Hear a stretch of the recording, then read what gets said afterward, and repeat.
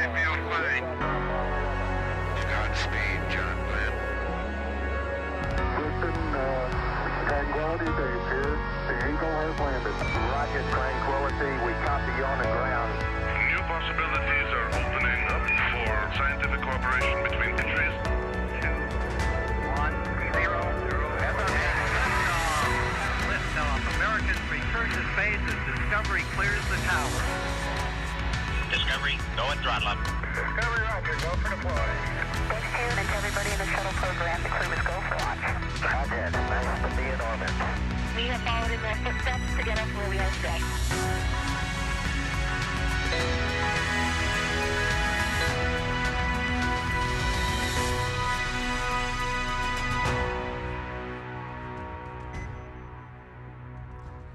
You're watching live coverage of the NASA SpaceX Crew 5 mission as they return to Earth. Dragon Endurance departed the International Space Station at 11:20 p.m. Pacific last night with NASA astronauts Nicole Mann and Josh Cassada, JAXA astronaut Koichi Wakata, and Roscosmos cosmonaut Anna Kikina. Currently, they're on their way to the targeted splashdown site off the coast of Tampa, Florida. My name is Kate Tice, and I'm the Quality Systems Engineering Manager here at SpaceX. And joining me today from NASA Communications is Leah Cheshire. Thanks, Kate. It's always great to be here, and of course, another exciting day bringing a crew back from the International Space Station. So upon departing the station, Dragon underwent a sequence of departure burns. Since then, the crew had a rest period and has since kicked off preparations for re-entry. Things are sounding pretty good so far. So in this next phase of the mission is when things really ramp up and happen pretty quickly. Dragon has a series of steps to complete before returning Crew 5 back to Earth. First, Dragon will maneuver to the correct attitude and jettison its trunk, which is the cylindrical, unpressurized part of the spacecraft. The trunk is currently connected to the aft or the bottom section of the Dragon capsule, where the heat shield is located. So in order to expose that heat shield and get the vehicle ready for atmospheric re-entry, we'll jettison that trunk. And just a quick look right now inside Crew Dragon with our Commander Nicole Mann on the left and pilot Josh Cassada on the right. After we jettison that trunk, we're looking for that to come up not too long from now, but from there the spacecraft will use its forward thrusters to perform the deorbit burn, which will put Dragon on a trajectory to return to Earth. The burn will last just over 11 minutes once it starts, and it uses the Draco thrusters on Dragon. These are the four located on the forward bulkhead primarily, and it's executed at the apogee or the highest point of Dragon's current orbit around Earth. This will alter Dragon's path to ultimately line it up to re-enter Earth's atmosphere and splash down off the coast of Tampa, Florida. That's right, and we're actually looking at that trunk separation to happen in about 3 minutes. Deorbit sequence start. And we've heard Dragon copy. good calls from the core here in Mission Control Hawthorne. That's the Mission Control room you see on your screen. To the crew, another good interior shot. Down in the bottom left-hand corner, that's Anna Kikina, the Roscosmos cosmonaut. That has flown on Crew 5. And then we are also on the other side of the spacecraft. We didn't get a good look at him, but it's Koichi Wakata, the JAXA astronaut that has joined us as well. So again, good calls. We've heard good confirmation of suit leak checks up until this point. As you can see, the astronauts are in their suits and seats after they had some time to rest and relax over the past, what's it been, 18-ish hours since they undocked yesterday. Yeah, like everything that occurs on the International Space Station, everything is scheduled, it's choreographed, including that sleep period, that crew rest period, where basically the crew got to clock off duty and rest, relax, enjoy the view, I would imagine. Yeah, absolutely. So at this point in time, like we mentioned, we are coming up to the separation of the claw, which is the mechanism that holds that trunk, that unpressurized section of the Dragon capsule onto the pressurized section. So we're about a minute away from that claw separation, and then trunk separation will occur in about a minute and a half. So yeah, that trunk, like we said before, is the unpressurized section. That's where we can store cargo that is able to be exposed to the vacuum of space. And of course, the astronauts are in the pressurized section. But that heat shield is located at the bottom of the pressurized section. So it's currently being covered up by that trunk. So we'll separate the trunk to expose that heat shield. Another important thing to note is when we do claw separation, we're separating those umbilicals that connect the trunk to the pressurized section or the actual Dragon capsule where the astronauts are. So the solar cells that are wrapped around the trunk, those will of course be detached, and once we dispose of the trunk, Dragon itself will be on internal battery power. Yeah, so pretty exciting. All of this, as you mentioned, Leah, it's been 18 hours of progress. But at this point in time, to prepare for the upcoming events, right now the Dragon spacecraft is doing a couple of things autonomously, meaning it's doing it on its own. It's isolating the thermal control system fluid loops from the radiator. This system is what will help keep the internal temperature of Dragon very comfortable for Nicole, Josh, Koichi, and Anna during that re-entry phase. Dragon is also initiating separation of the claw mechanism. Like I said, that's coming up in about 10 seconds or so. And that will terminate, like Leah just said, that data, the power, and the fluid connections between the capsule and the trunk. So we're standing by to listen for the call out for trunk separation. And I got one update that we are in the proper attitude for that trunk separation. So Awesome. Just one more of those checks that we were standing by to hear. Again, we are just in a waiting game until we have that claw and trunk separation. But that Nominal trunk jettison. All right, there's that call. Great news. right on time. Dragon's copy. So as you can hear, that, like we mentioned, is the core calling out to the crew. They report that they copy because they're able to keep track of it on those crew displays that we could see over their shoulders. So again, the claw and trunk just separated. The claw is where those umbilicals for power and telemetry are from the trunk, and its solar arrays connect to the capsule. So now that they've disconnected, again, Dragon is exclusively on battery power. And we just additionally got that confirmation of successful trunk jettison as well, coming right on time at about 5:06 p.m. Pacific.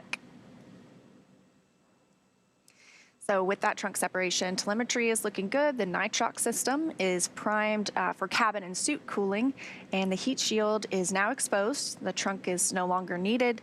That is setting us up for our deorbit burn here coming up, scheduled to start at 5:11 p.m. Pacific time.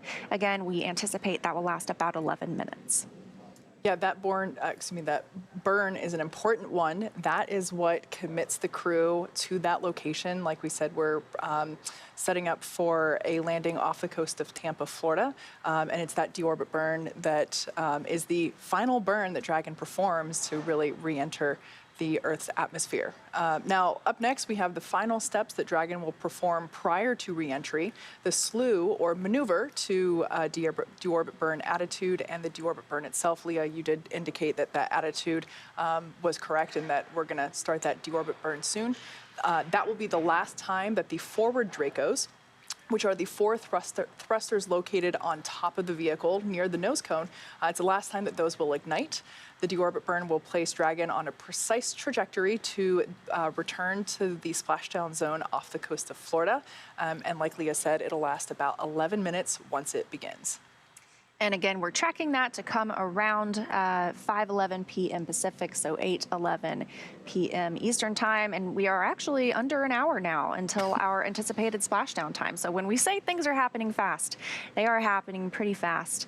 But again, this is an autonomous flight like we've seen with Dragon in the past. And our 4 crew members are riding comfortably, it appears.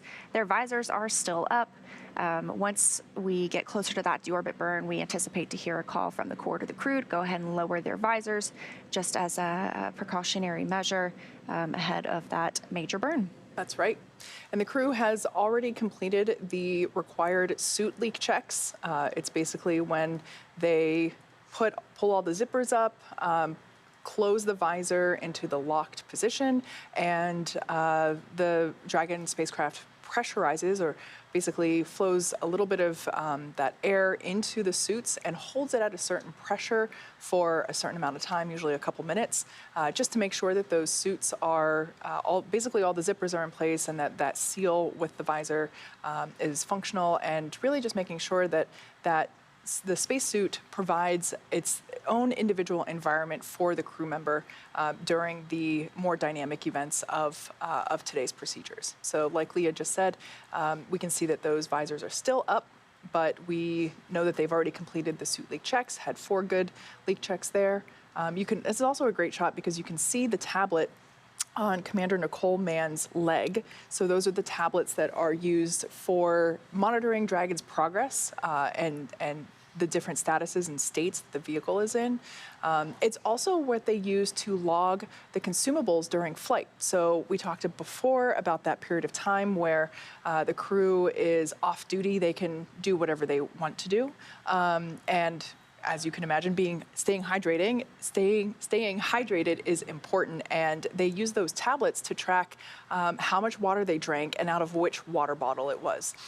So it's just helping to make sure that everything is accounted for. Like we said, we're coming up to the deorbit burn.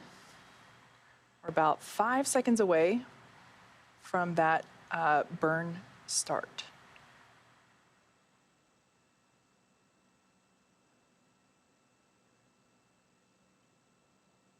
Now again, this is going to be an 11-minute burn, approximately.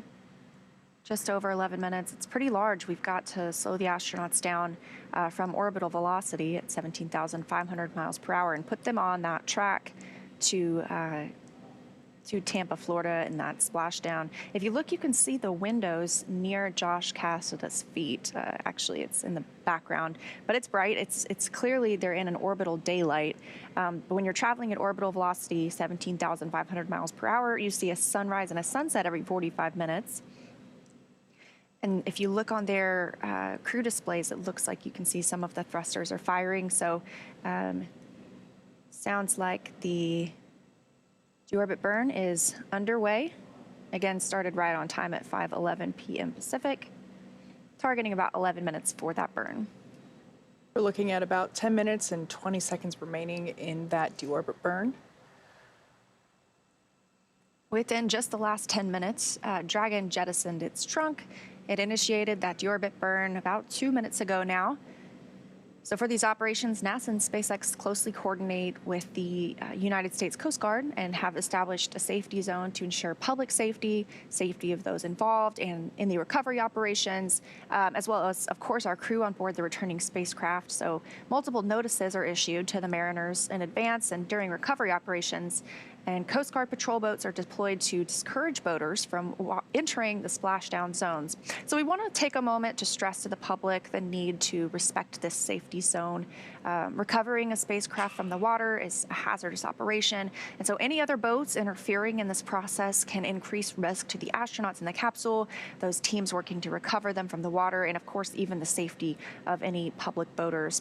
So for the safety of the crew and yours, we recommend tuning in here. Just sit back and watch. We're going to give you the best views of our astronauts on their way home. Mm-hmm. Like I mentioned earlier, this deorbit burn is the last time those 4 forward Draco thrusters will fire. Dragon Endurance has not yet entered the Earth's atmosphere. This deorbit burn is what will line the vehicle up and put it on its final trajectory to the landing site off the coast of Tampa, Florida. As you can see on your screen there right now, Nicole, Josh, Koichi, and Anna are using their screens to keep tabs on that burn duration, the Draco thruster firings, which you can see lighting up on those displays in front of them, the trajectory details like the entry angle, capsule perigee, and how much distance remaining until deorbit burn termination. So in that center screen, you can actually see their trajectory, their planned trajectory there. Dragon is flying itself, so all that the crew has to do is stay strapped in their seats and keep tabs on things, which I know for me personally, I love looking out windows when I'm traveling, especially in airplanes, and so I imagine if I were flying, this part would be really hard for me because I just want to get out of my seat and look out the window. Those last few space views, I'm with you. I'm always a window seat girl.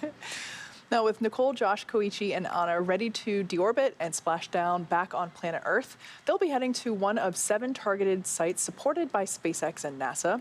All of these sites are located off the coast of Florida, either in the Gulf of Mexico or the Atlantic Ocean. Spreading the supported sites across multiple locations actually helps to maximize the return opportunities for this mission and future crews, lowering the chance that we'll have to wave off due to bad weather. So pretty helpful. Yeah, absolutely. So yesterday, NASA and SpaceX together selected primary and alternate splashdown locations. Obviously, our primary, as we've discussed, is off the coast of Tampa, Florida, and the alternate is Daytona. This selection process works with a lot of different variables, including the space station's orbital trajectory, the landing sites available, and favorable weather, as you mentioned. Of course, how much free flight capability Dragon has for the trip home, and the sleep schedule for those returning crew members. We'll start with calculating daily return options based off of the space station's current orbit and Dragon's capabilities to maneuver and line up for re-entry. The time from undock to landing at the primary site can vary from less than 6 hours to more than 39. Getting home the quickest comes with some obvious benefits, but we always have to make sure that the crew is properly rested for dynamic operations, preventing us from scheduling 20-plus hour days for them. Trajectory and ballistics experts provide the daily opportunities that would line up Dragon with the 7 landing zones and split them into what we call ascending and descending opportunities. Dragon uses its Draco thrusters after leaving station to execute a series of altitude-lowering maneuvers and to line up with this selected primary site. But it can also change to different alternate sites while in free flight if sudden weather moves in that we need to avoid. That's something we're constantly looking at as weather, so we make the final call to proceed about 2.5 hours before the crew undocks. For the Crew 5 return, as always, we look at a number of weather items. Some of those more obvious ones are no rain or chance of lightning in the recovery zone, both for the safety of the crew in the capsule and the recovery teams on the water. We're also looking for wind speeds less than 15 feet per second, or about 10 miles per hour, and relatively calm seas so we can safely execute recovery operations, which includes landing a helicopter on the recovery ship to fly Nicole, Josh, Koichi, and Anna back to Florida. Now, I have heard the weather described in 4 different ways for this Tampa site. I've heard go, very go, home run, and stupendous. So it sounds like they have a pretty nice landing site waiting for them today. I think one time we also got super go. Oh, wow. That's another level. So once Dragon began flying free yesterday, there were a number of additional checkpoints to either proceed toward the primary site, head to the alternate, or select a new zone based on real-time weather data. These checks happened all the way up until we are in the final hours before the deorbit burn, which started about 6 minutes ago. That's this last burn in the trip home, and it commits the Dragon capsule to re-entering the Earth's atmosphere.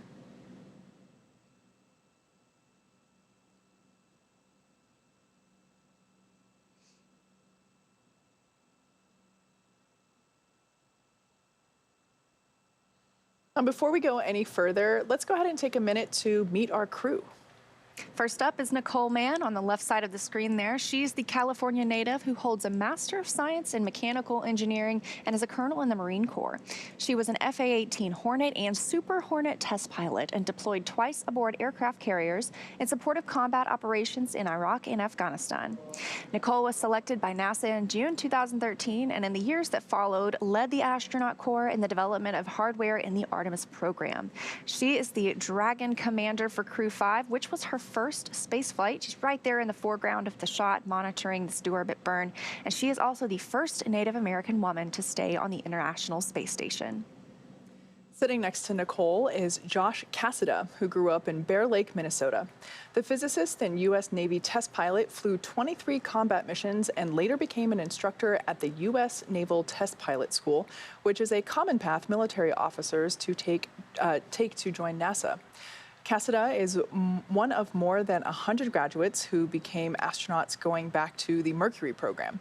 On Earth, he served as capsule commander in mission control, but for his first space flight on Crew 5, he has served as pilot on Dragon. In the role of mission specialist, you can't see him here. He's to the left of Nicole. That's Japanese astronaut Koichi Wakata. Koichi has a doctorate in aerospace engineering and in 1996 became the first Japanese mission specialist aboard the Space Shuttle Endeavour for STS-72. In addition to his current mission, Koichi flew 4 space shuttle missions, a Roscosmos Soyuz, and was on a long-duration stay aboard the International Space Station. And just on March 6th, just a few days ago, Koichi reached his 500th day in space. Wow, that's pretty incredible. The second mission specialist is Roscosmos cosmonaut Anna Kikina. She graduated from the this is a tough one, Novosibirsk State Academy of Water Transport in 2006. In 2012, Anna officially became a candidate for the position of test cosmonaut. Crew 5 was Anna's first flight into space as part of the resumption of integrated crews on U.S. crew spacecraft and the Soyuz with the Russian State Space Corporation, Roscosmos. Now we are still in that deorbit burn. Those crew members now about 42 minutes away from that targeted splashdown time of 9:02 p.m. Eastern Time. It looks like we have about 2 minutes left, maybe a minute and a half in that deorbit burn, but things are going well so far. All of those 4 Draco engines firing for the last time before closing that nose cone and preparing the capsule for reentry. There on your screens, you can see the crew is continuing to monitor Dragon's progress in this deorbit burn. We have about a minute and a half, 1 minute and 31 seconds to be exact, remaining in this burn.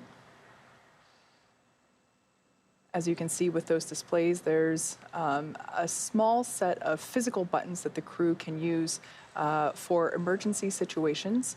And then the displays are touchscreen, which has more features that they can use in flight, in addition to the tablets that are on their legs. You can see Nicole's there on her left leg.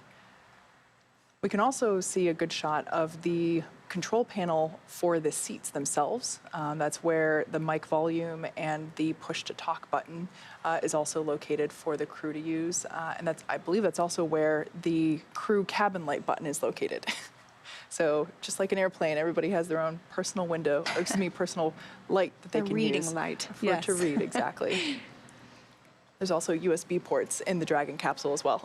That's convenient. Yeah, not on the chairs. It's kind of like above their head, so they can't really reach them while in flight, but certainly useful during the opportunities where they don't have to be in their seats and can charge up those tablets that they use. Now, continuing to monitor, again, we are in the deorbit burn and should be wrapping up here very shortly. Crew members just monitoring as this is a completely autonomous flight. 10 seconds remaining in this deorbit burn.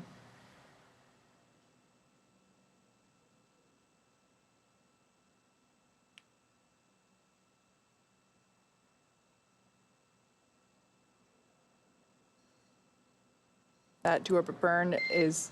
Deorbit burn complete. Performance nominal. Nose cone closure initiated.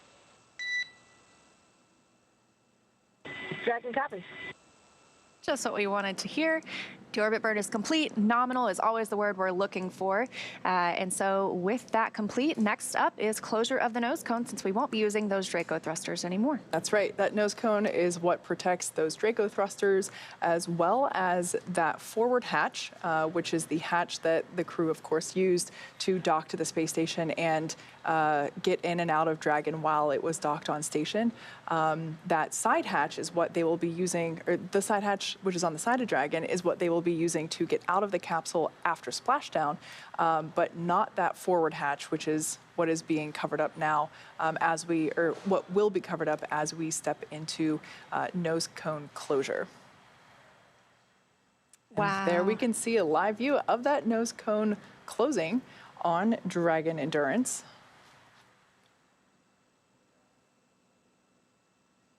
So in the Dragon is currently inhibiting those forward bulkhead Draco thrusters that we just used to complete the deorbit burn. Those are inhibited now, I should say, meaning that it was safe to latch the nose cone shut. And the vehicle has initiated the nitrox suit purge. This will help keep Nicole, Josh, Koichi, and Anna cool and comfortable during re-entry, which is coming up in about 20 minutes. At this point, like we saw, the nose cone is closing, protecting the forward hatch for reentry. So Nicole, Josh, Koichi, and Anna are using their screens to continue monitoring the locking of the nose cone, which is done by a set of hooks. That's exactly right. Now we have a live view there of Mission Control Hawthorne, actually located just to the side of Leah and I. That is where the calls are coming from that we hear to the crew, coming from SpaceX Core Mike Blasco. Another view there of that nose cone closing. There's about another minute and 14 seconds remaining in the nose cone close. But yeah, those calls that we hear to the crew and basically communicating status of what's happening or what has completed, that comes from that room that you see there on your screen. We're standing by for the confirmation of nose cone closure. We are now about 18 hours since undock yesterday. So we've mentioned that the crew has had time to rest, relax, maybe eat a little bit, take a nap. But right now are monitoring the continuation of nose cone closure, just waiting on that call out to the crew. About 30 seconds remaining now to nose cone close. As we said before, since we won't be using the 4 forward Draco thrusters, and obviously the hatch is sealed and shut, we are able to close that nose cone. It's an important step because ultimately this is the, now that the trunk has been separated, this is the last major physical change that Dragon will undergo prior to deorbit burn.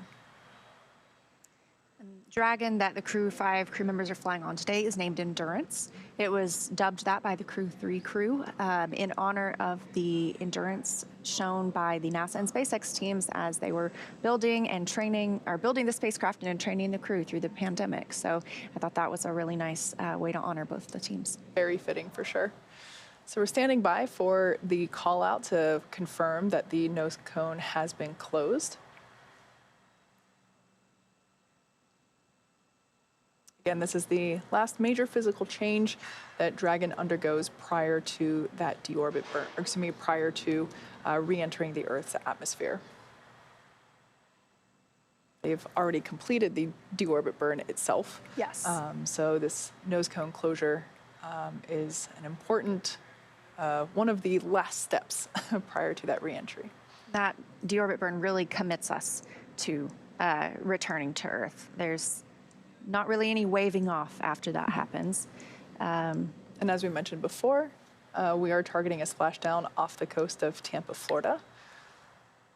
And a look here at both teams monitoring the mission. Over on the left is Mission Control in Hawthorne, and on the right is Mission Control at NASA's Johnson Space Center in Houston, Texas. Home sweet home. They were in joint operations while Dragon was docked to the International Space Station and until the spacecraft exited the approach ellipsoid. So now the teams are continuing to watch the re-entry of the spacecraft and prepare to welcome the astronauts home, but in a monitoring mode now, since we are obviously quite a ways away from the International Space Station itself. And as for the crew on the International Space Station, they are in a sleep period right now, but they do have the opportunity to watch these broadcasts and watch their friends arrive back on Earth. So hopefully if they're watching, they still take some time to get a little shut-eye later tonight. So at this point in time, the nose cone is closed. We're just waiting for that to be called out to the crew. From the SpaceX core, next up will be to initiate that nitrox suit purge. Again, that just helps to keep the crew super comfortable during that re-entry period.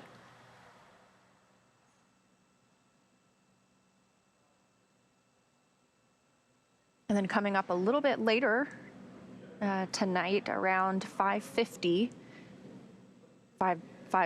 p.m. Pacific time, that's when the entry of the spacecraft will begin. And during that time, we anticipate to lose communication with the spacecraft as plasma is building up around it. It is traveling through the atmosphere. Eventually, we will regain that signal and communication with the crew members. But of course, Dragon knows exactly what it's doing that entire way home. They are just monitoring and getting closer and closer to splashdown. Again, targeting splashdown for 9:02 p.m. Eastern Time, 6:02 p.m. Pacific, off the coast of Tampa, Florida.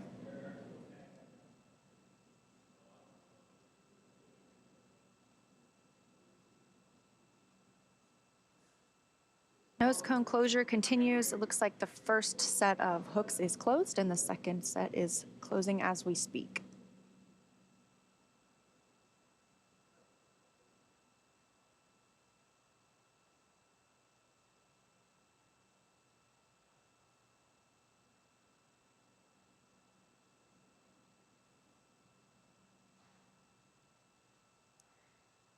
For our 4 crew members on Crew 5, for 3 of them, this was their first space flight. So Nicole Mann, Josh Cassada, and Anna Kikina are all coming home with 157 days in space. As we mentioned earlier, Koichi Wakata this is his 5th space flight. So he is coming home with a total of 505 days in space.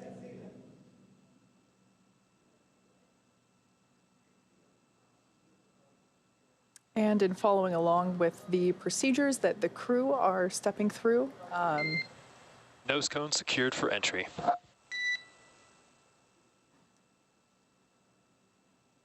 Dragon copy.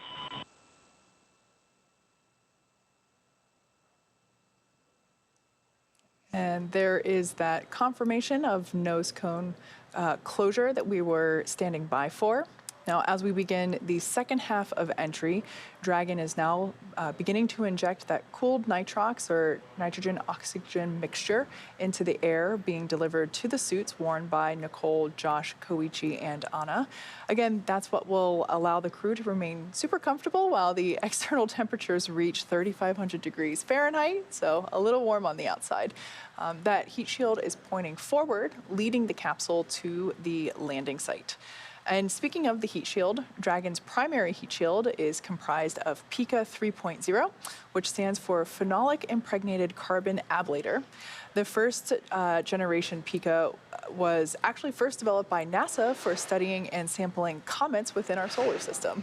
Yeah, so SpaceX partnered with NASA to develop PICA-X, which was the second generation product used on all Dragon 1 commercial resupply missions that successfully resupplied the station on on 20 missions. PICA 3.0 was developed specifically for use on Dragon 2 crew and cargo spacecraft with enhanced structural and thermal properties that optimized the heat shield and drove down the cost and mass.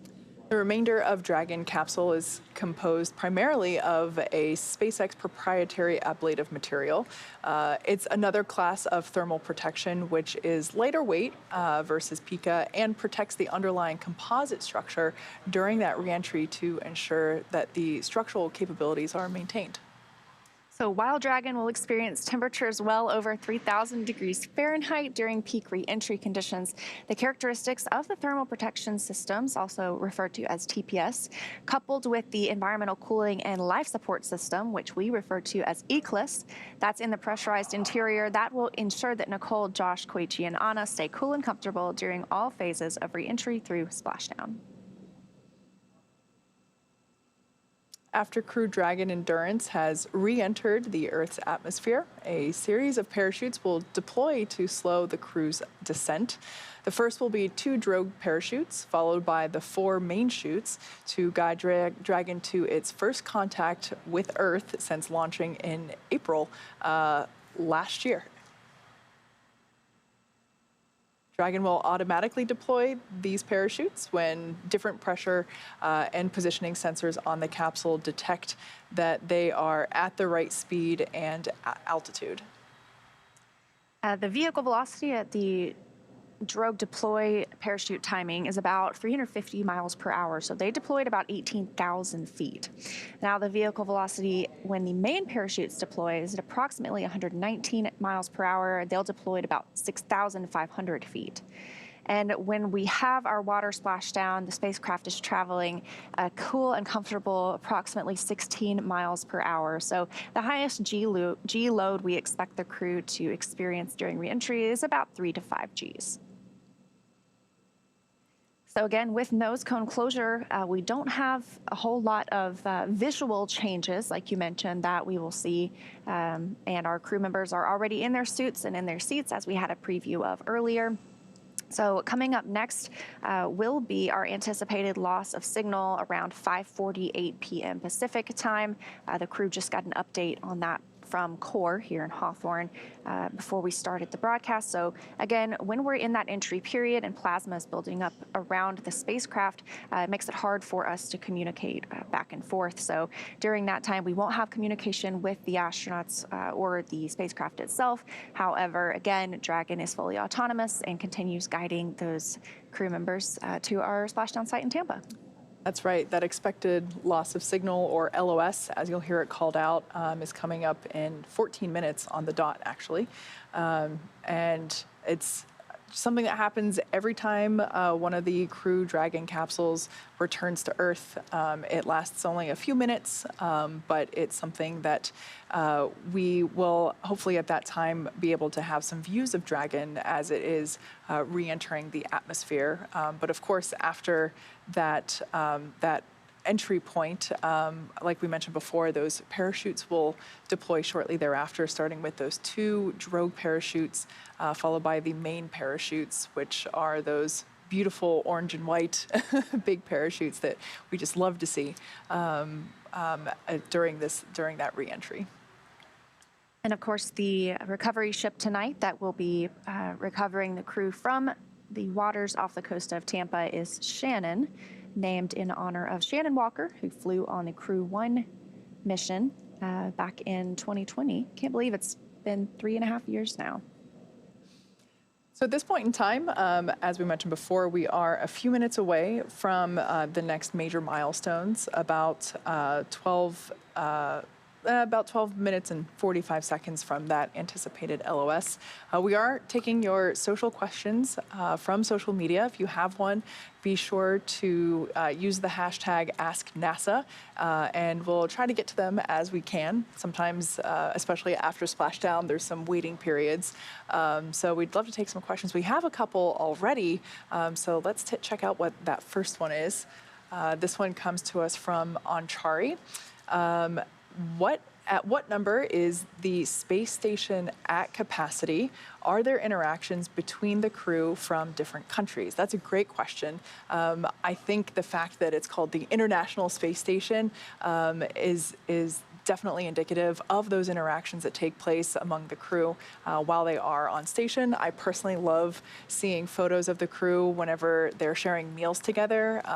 If they can, I've seen photos where they like to bring up food from that is representative of their country or their culture and share it with the other crew members on board. It's just something I love seeing the crew do. Yeah, absolutely. And of course, different cultures have different holidays as well. So sometimes they share those sorts of traditions. And it's definitely the International Space Station. Sometimes they work together on projects or even on spacewalks. Our JAXA astronaut, Koichi Wakata, went out on, I believe, 2 spacewalks with Nicole Mann, our NASA astronaut, during their stay at the International Space Station. So a lot of working together while they are on board. And of course, there's a lot of work going on the ground between our partner countries as we prepare for these missions. And the question also was a limit to the number of people on the International Space Station. So for the past week, we had 11 people on the space station. Sounds cozy. It does. It sounds a little cozy, but the space station is also pretty big. And twice it has housed 13 people. So I don't know that there is a max limit that we have established or determined at this time, but we've seen 13 a couple of times before, and we just wrapped up a full house of 11. Let's take a look at another one coming to us from Jiu-Jitsu Panda. I love that. Can the astronauts work out or exercise on the space station? Thank you ahead of time. Absolutely. In fact, they have to, right? Yes. It's required in order to maintain their health, maintain their bone density, which ultimately, keeps them working efficiently while they are on station. But it's also part of the study of how microgravity impacts the human body in terms of, hey, if you do this exercise, what is the result? Are you still maintaining the level of health necessary? Yeah, absolutely. And they have a few different exercise machines on the space station. So I was talking with Shiva. There's a treadmill that you have to kind of wear a belt, and it's hooked to the treadmill itself, so that as you're running, you're not kind of floating off with every step you take. There's also a stationary bike, and then there's also the advanced resistive exercise device. We call it ARED. It can be modified so that you can use it to do arm workouts, leg workouts, anything from bicep curls to squats, even ab workouts. So they've done a great job at providing options up there, and the crew members are assigned to each one. So they don't get to choose a favorite and only get on the treadmill every day. They have to make sure that they're also maintaining their muscle mass and their bone density with a little bit of weightlifting as well. One thing that I never took into consideration until I heard it called out during the Crew 6 docking period was basically the Capcom at Mission Control in Houston, I think, was talking to Josh Cassada. I can't quite remember, but it was speaking to one of the astronauts on station and basically told them, hey, you can't do your workout as scheduled because we're about to dock Crew 6, and just the vibrations created from the exercise in the space station, even though it is a really big floating laboratory, it's not floating, orbiting, it was, I never really thought that it had that much of an impact to other things until we heard that call out during that docking where we were right about to dock, and it was basically like, hey, hold off on your scheduled exercise for right now. Right. We heard that yesterday as well before undock. So just want to mitigate any of those things that might impart loads on the International Space Station when you're in a dynamic event like a docking or an undocking. But of course, they do try and schedule their workouts around those times. Yeah. Let's take a look at another question. We have a couple minutes here, about 7.5 minutes until that loss of signal. SpaceX Dragon, all crew, satchels are secure, restraints tightened, the visors are down. Dragon, we copy. Visors are down, restraints are tight, and tablets and satchels and loose items are secured. All right, good call out there, just indicating that the crew has everything in place, locked away, make sure nothing can escape its secure location during the re-entry portion, and the visors are down. So basically the crew is locked and loaded, ready to come home. Taking a look at this question coming to us from Taniko wow, this is tough. Tiniko Tikza Baloy, I apologize for not pronouncing that correctly. When the Dragon approaches Earth, how do you make sure that it does not collide with airplanes in flight? That's a great question. So part of the process to launch a spacecraft or bring it home is basically to get a license from the Federal Aviation Administration, or the FAA, and basically request that airspace and sea space be quarantined off in a keep-out zone, basically, so that aircraft and sea vessels are not in danger during this phase. So yeah, it's a great question, because you really have to think of, because the Earth is a sphere, it's a globe, it is a three-dimensional process to re-enter the atmosphere. It's not just coming back down to Earth. It is that three-dimensional space, that airspace that has to be cleared and saved, basically. Great question. That is a good question. And I've seen some pretty amazing pictures before of people in commercial airplanes as they are en route somewhere and can see one of the spacecrafts lift off. So I would love to have that opportunity someday. Same. Although with how often we're launching out of Cape Canaveral and Kennedy Space Center, it's certainly more likely now than it ever has been to catch a rocket launch from your window seat while flying into Orlando Airport. Another question coming to us, this one from Joshua Green. How do the departing astronauts make sure they don't accidentally leave any of their stuff on the International Space Station? And has anyone forgotten anything up there? Well, there are checklists to make sure that the astronauts don't leave anything on the space station. And of course, I'm sure something has been left behind at some point, but there's always somebody going up and coming back down, so maybe one of their friends is kind enough to bring it back for them. The crew members themselves have a very limited amount of space of what they can choose to take up. I've heard it referred to as maybe like a shoebox size, so they might take up photos or jewelry or special mementos for their friends or family back home. So those things I'm sure they keep close personal track of, but then additionally there is a lot of cargo or scientific research that is loaded back onto Dragon before it comes home. So there are teams specifically dedicated to tracking the locations of items on the International Space Station and make sure that our crew members load them up before it's time to come home. It's a good question. That is. Next one coming to us from Sooner Source. My son Dex would like to know how fast the capsule is going when it hits the water. Oh, that's actually a really great question. I'll back up first.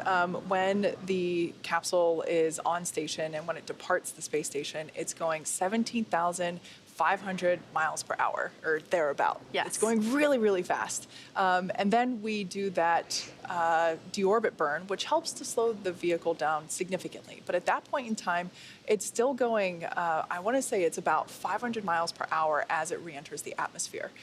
That heat shield that we talked about before is actually going to do a lot of work that gets converted into the form of heat, that plasma that builds up, and actually slows it down. So the Earth's atmosphere is actually going to help us out in slowing the vehicle down even further as it re-enters the Earth's atmosphere. And then we have those two sets of parachutes. Oh. Dragon, SpaceX for entry briefing.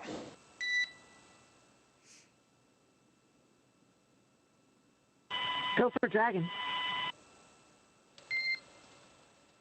Okay, just to give you a quick update here for timeline, we are tracking no deltas in terms of vehicle status. Only item to note is that you may get the AGPS alerts when you come back out of blackout.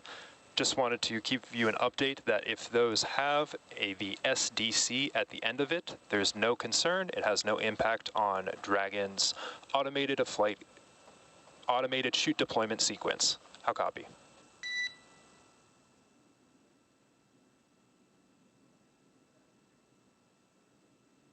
Okay, copy. We may get the APGS alerts if it's got Sierra Delta Charlie. That's no impact.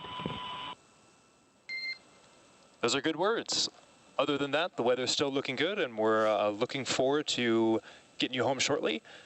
Expected blackout time is in approximately 2 minutes or so. We'll see you on the other side at 0156 Zulu. Copy. See you on the other side. Wow, we got to that anticipated blackout time pretty quickly. So again, that's coming up at about 5:58 p.m. Pacific time, about 5:48 p.m. Pacific time. And so about 30 seconds from now, we will be out of communication with the astronauts and the Crew Dragon capsule during that time.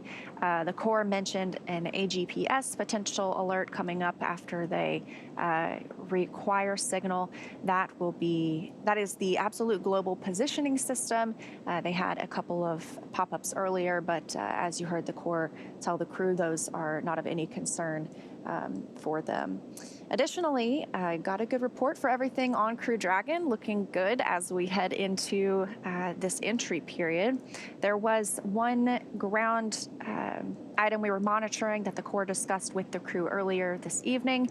The WB-57 will not be available due to a technical issue. Of course, this has no impact on the operations. It isn't necessary for return. Everything continues to go very smoothly.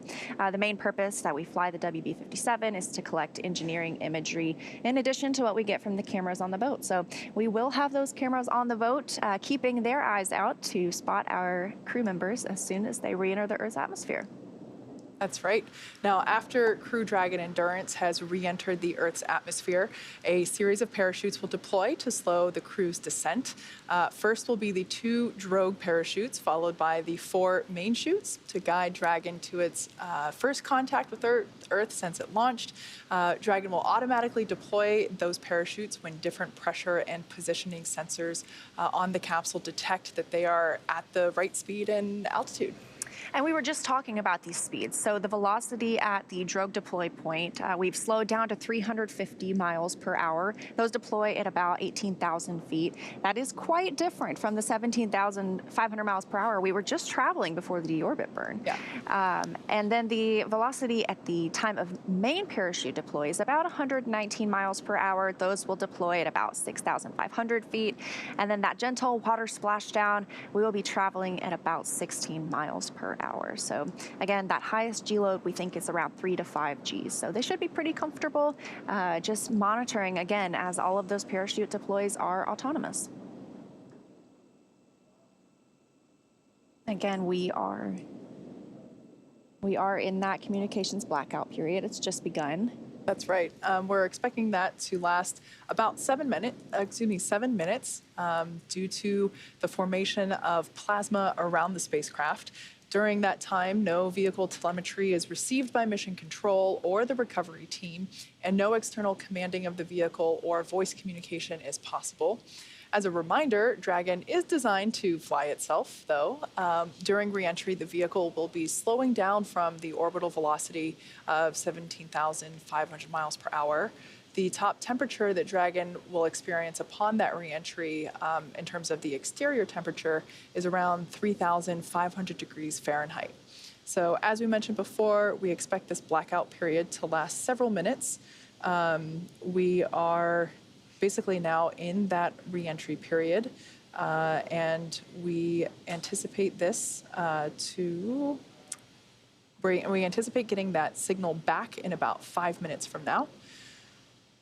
This is moving pretty quickly because we are anticipating those drogue parachutes to deploy at about 5:58 p.m. Pacific time. So really just 7 minutes from now. We're looking at splashdown around 11 minutes from now. So this is a very quick timeline. A lot of things happening in rapid succession as our crew members come home. But again, we've heard good reports so far, and we are awaiting that acquisition of signal in around 4.5 minutes.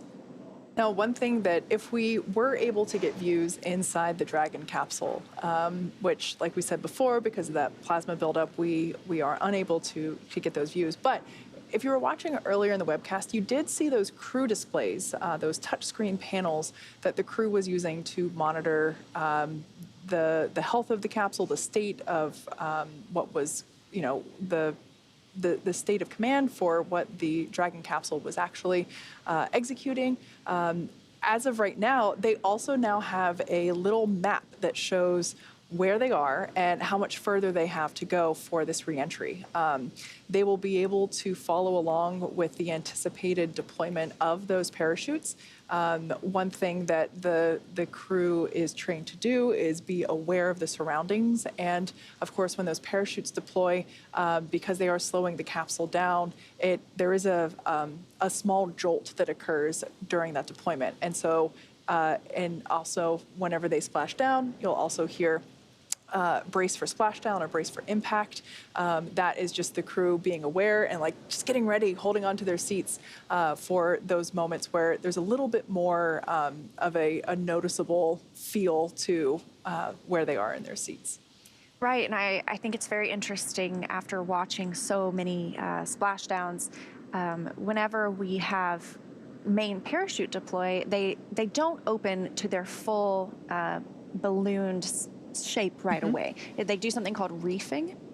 So they open up quite slowly, or sometimes it appears that way. That way, that jolt is not, it's not exaggerated any more than it has to be. So they open up slowly and slow the spacecraft down again to about 16 miles per hour. Again, we're in the anticipated loss of signal. There's 2 minutes or about somewhere between 2 and 3.5 minutes remaining. Sometimes it's hard to tell exactly when we'll be able to get that signal back, but in about 3 minutes, we will start hearing the Corps reach out to the crew to see if they can make that connection. Once again, the loss of signal is expected, totally normal, due to that buildup of plasma around the exterior of the capsule. And we also have our recovery teams already on site, already on Shannon, the SpaceX recovery ship, and that is waiting off the coast of Tampa. Some of those team members arrived by helicopter. We have one of our NASA public affairs officers also on. And there's our first view of the Crew 5 crew in Dragon Endurance re-entering the Earth's atmosphere.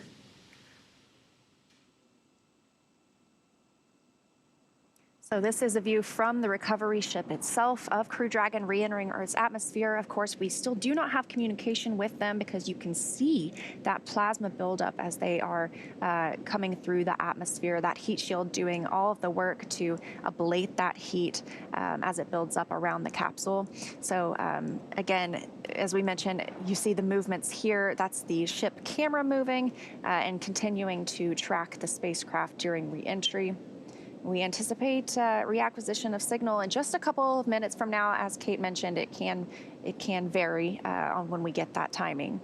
But great to already have a view of our 4 astronauts, or 3 astronauts and 1 cosmonaut inside as they are headed home. There will also be a couple of sonic booms during that time frame. Dragon, SpaceX, comm check. So as I mentioned, the SpaceX Corps. SpaceX Dragon, we have you loud and clear. We have you the same. Good to have you back. Expect automated chute deployment.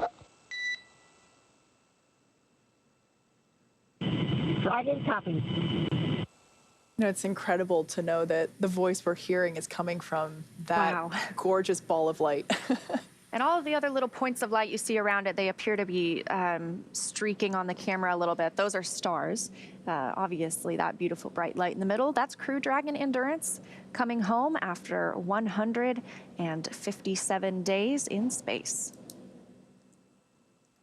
We are standing by for drogue parachute deployment. That'll be in about 2 minutes, but we already do have acquisition of signal. That came, again, a little bit earlier than we expected. So that's right. It is a little hard to target sometimes. GPS has converged. Expect nominal altitude for drogue chute deploy. Dragon, copy.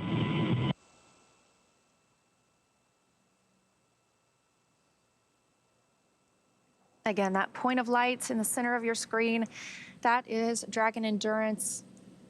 Another, a different view. This one infrared coming from the recovery ship. As we were mentioning, all of those team members that are ready to recover the astronauts are on the ship. They're in position. It'll take just a little bit for them to move in toward the capsule once it lands, but they all have a very important and distinct role to play, either retrieving the capsule or helping the astronauts egress, and they are all standing by. At this point in time, Dragon Endurance is about to deploy the drogue parachutes. Those automatically deploy around the 18,000 foot mark, and the capsule's going about 350 miles per hour. Brace for drogue window. Dragon, brace. So just a call out there to let the crew know that they are approaching that window where the drogue parachutes will automatically deploy. And just prior to the deployment, Dragon automatically safes the propulsion system and then deploys the parachutes to stabilize and help decelerate the spacecraft. So like we said, we're getting ready for those drogue parachutes to deploy on Dragon. That occurs automatically when it's about 18,000 feet above the ocean surface. And the capsule is going roughly 350 miles per hour. In that view before, there was a difference in, here we can see, it's no longer quite streaking like it was just moments ago, or minutes ago, I should say. Like I said before, it looks like those drogue deploys are now Yep. We got Visual on 2 healthy drogues.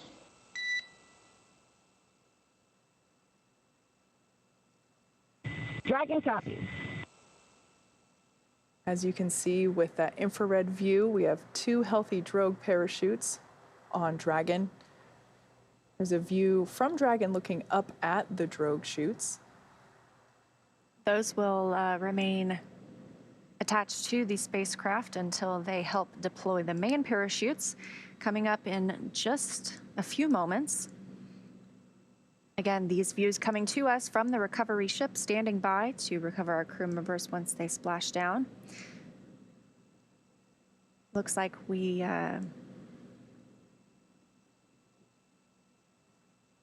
It looks like we have main parachute deployment there. Main chute descent rate nominal.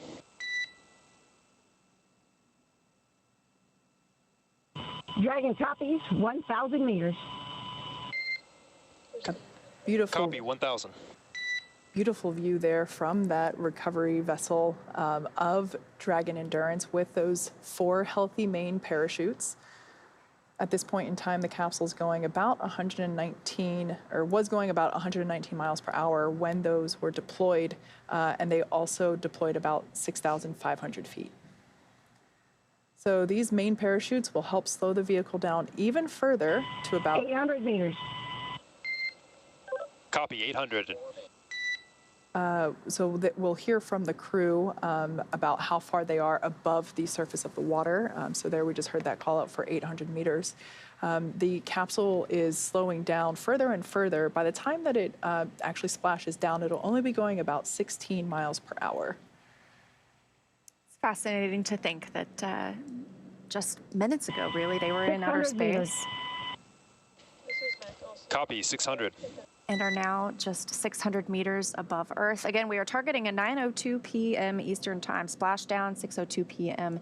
Pacific. So that is the next major milestone for us today, now that we have 4 healthy main parachutes all deployed.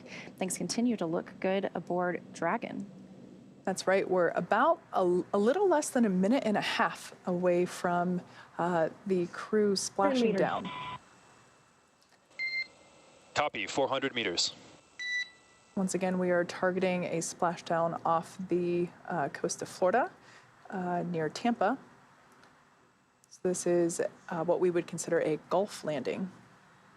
And those strobes of light on your screen, those are spotlights coming from the recovery vessels as they continue to track Dragon Endurance. 200 meters, crew brace for splashdown. Copy, 200 and braced. Commander Nicole Mann giving out that call as we are standing by for splashdown off the coast of Tampa, Florida.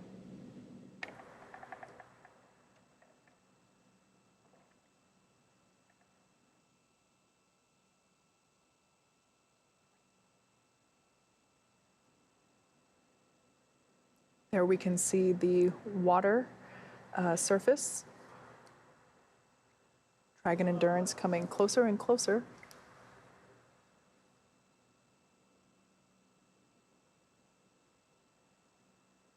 And as you just saw, splashdown of Crew 5. 157 days in space. SpaceX Dragon splashdown. Names have been released. Copy, Dragon. We concur with splashdown and mains released. Dragon Endurance, on behalf of SpaceX, welcome home. As you can see on your screen, visual confirmation for splashdown. Thank you, SpaceX. That was on one heck of a ride. We're happy to be home. Looking forward to next time. Dragon Endurance has returned home, and NASA astronauts Nicole Mann and Josh Cassada, JAXA astronaut Koichi Wakata, and Roscosmos cosmonaut Anna Kikina are back on Earth after an approximately 19-hour return journey from space. The SpaceX recovery ship and team has been waiting for Dragon's splashdown, and now, as you can see, they're making their way to that splashdown location. Right, and these teams have been ready and been waiting about 3 nautical miles away, so it'll take them around 30 minutes to make their way to Nicole, Josh, Koichi, and Anna inside Dragon. We will be listening for Mission Control Hawthorne to give the go for the safe approach now that we have Splashdown. There are several different roles. There is an approach boat that will begin inspections. They want to make sure that there aren't any hypergalls, monomethylhydrazine, and nitrogen tetroxide still lingering around the spacecraft. That way it is safe for the teams to move in even closer and retrieve it.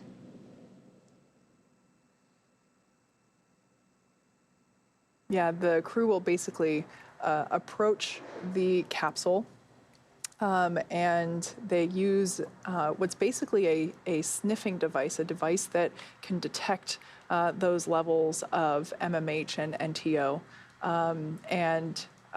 They are toxic to breathe, and so this is a super important step to complete. SpaceX Dragon looks like we are in stable 1, although a little tough to... Copy that, Dragon. We concur and are happy to report that the recovery personnel have also confirmed stable 1. Awesome, thank you. So just some communication there back and forth with SpaceX Core Michael Blasco and Capsule Commander Nicole Mann, just to confirm the landing position of the capsule itself. As we can see there on your screen, even better now with that spotlight, the crew, the recovery team is approaching the capsule. They are going to make sure that that monomethylhydrazine and nitrogen tetroxide is not present on the exterior of the vehicle. There could potentially be traces due to the fact that those are the thrusters that Dragon was using while in orbit, and so we want to make sure that there aren't any traces of those fumes, basically, so that the team can get close to the capsule. We will actually see an individual climbing on top of the capsule to secure the harnesses that are necessary, the rigging, to lift the capsule onto the recovery vessel. As I have said before, certainly a job that I would not be fit to do, as it involves, as it requires jumping into what we can see as dark water and climbing on top of the capsule and securing those harnesses. Where's your sense of adventure? As we heard the core and the crew communicate, the capsule is in stable 1. That means it's in an upright position in the water. Makes it easier to recover, obviously. That is the ideal splashdown position for the capsule itself. So the crew members are still inside. They are still in their suits, in their seats. They will remain that way until the spacecraft itself is lifted onto the recovery vessel. But the first ships arrive are those fast boats. Again, they are just checking out the spacecraft, making sure that it's safe for the rest of the team to approach. So for those of you that have just recently joined, the Crew 5 team has splashed down off the coast of Tampa, Florida. That occurred just minutes ago, and the recovery teams are now moving into place.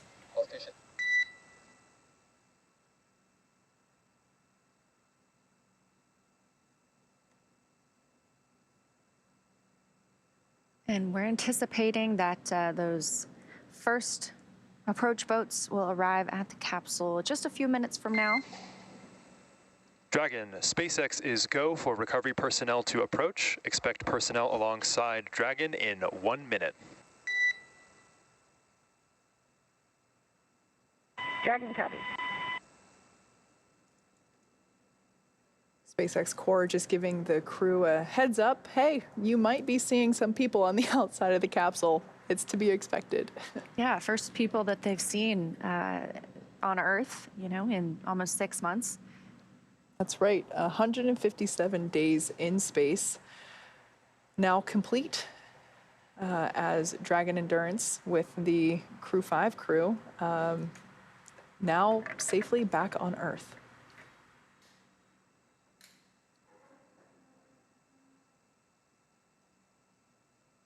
Again, this was the first flight, so the first reentry experience as well for 3 of these crew members, Nicole Mann, Josh Cassada, and Anna Kikina.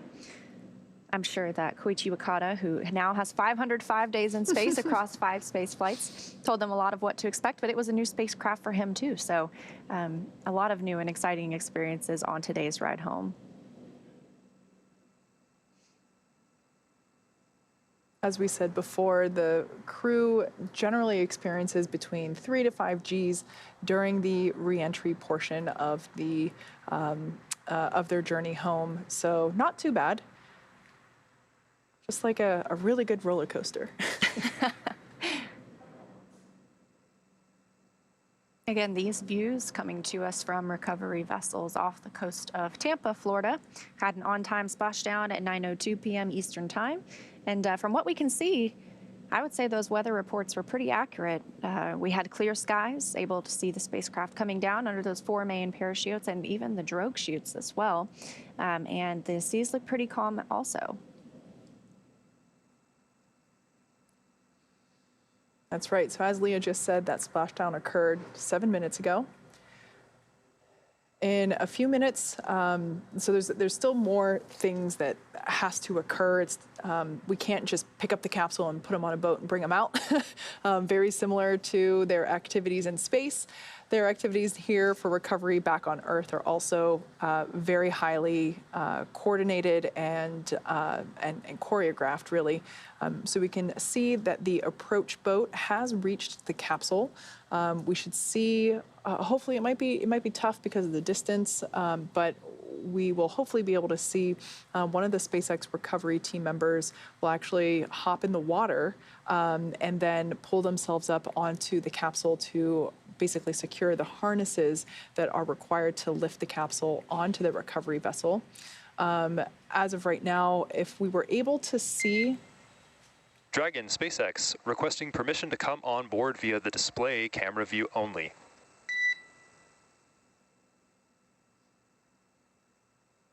SpaceX Dragon, you are welcome on board. All right, so just... We copy. SpaceX Mission Control, basically just making sure it's okay for us to turn those interior cameras on. So we should get a view, the one that we saw before that sits between pilot Josh Cassada and Commander Nicole Mann, so we can see the screens that they're looking at. But as we were saying, the recovery team is circling the vessel, just making sure that there are no hypergol fumes there that are present. There's also another team circling and gathering the parachutes from the water to try and recover those as well. Once we hear the call out that there are no hypergols present, the recovery team will be able to take off their respirators. So if we were able to see them, they would have personal protective equipment on, those breather masks basically to make sure that they're breathing clean air to ensure that, and they will do that until that they are sure that there are no hypergol fumes present. Of course, during this time, oh, look, here we are. That's our crew 5 astronauts now back on Earth. Again, on the left, you can just see the top of her helmet visor. That's Commander Nicole Mann, NASA astronaut. And on the right, NASA's Josh Cassada, the pilot for the mission. SpaceX is back on board with the display camera only.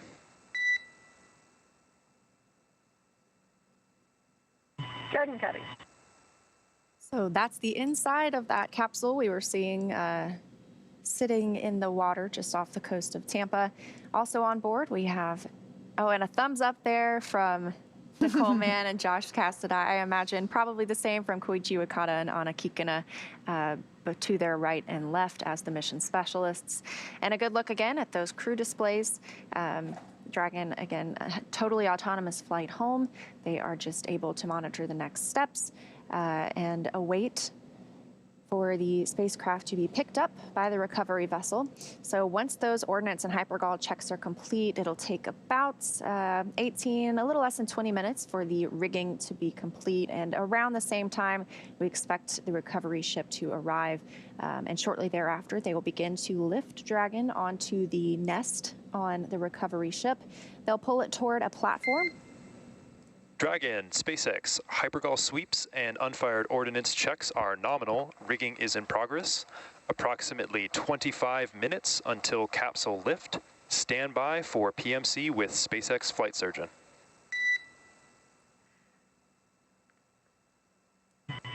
Dragon, please.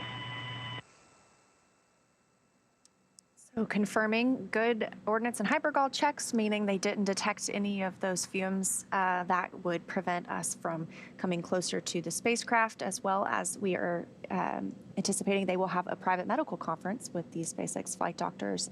This is normal routine for astronauts. They have them regularly on the International Space Station. They have them after launch and obviously after splashdown. So just a chance for the crew members to check in with the medical teams. That's right. So that view there on the right-hand side, there is now an individual who is basically climbing, or will be climbing, on top of the Dragon capsule to secure the harnesses and the rigging that we will use to lift the Dragon capsule out of the water and onto that recovery vessel. That recovery, the larger recovery vessel, is en route. It is getting closer and closer to the Dragon capsule, so we should have some better views as time continues. But as that call out that we just heard about a minute ago, everything checked out from the hypergol standpoint. None were lingering, and so the recovery team, is okay to take off those respirators that they were using for safety purposes and proceed with the nominal rigging procedures.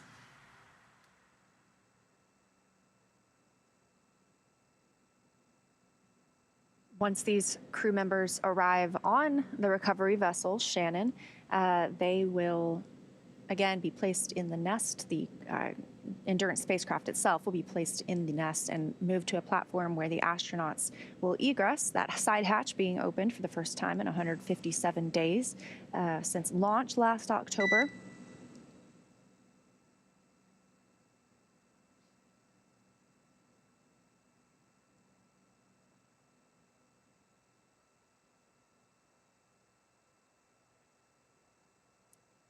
Might have been a false alarm, false Quindar. So the astronauts will egress, and as with every space flight that we see, whether they are flying, excuse me, from here in America on Dragon, or if they are in a Soyuz spacecraft, all astronauts and cosmonauts receive medical checkouts after they land. Again, this is our totally normal procedure. Just an opportunity for them to get checked out. It is quite an environment change coming back from 157 days in microgravity back to 1G here on Earth. That's absolutely right. But one thing that is for sure of the recovery, of the splashdown and recovery views that we've had whenever we see the crew coming out of the capsule, I've yet to see somebody come out that didn't have a smile on their face. Oh, how can you not? They just said it was one great ride. So yeah. I'm sure they're all excited, number one, for the experience and the accomplishments that they have, but also now they're back home. They get to spend time with friends and family.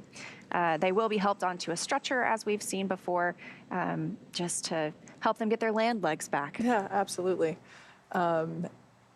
It will take about 25 minutes. So we heard, let's see, about 2 minutes ago, we heard that it will take about 25 minutes for the entire rigging process to complete and to lift the capsule onto the recovery vessel. We can see there on the right-hand side of the screen that rigging is in process.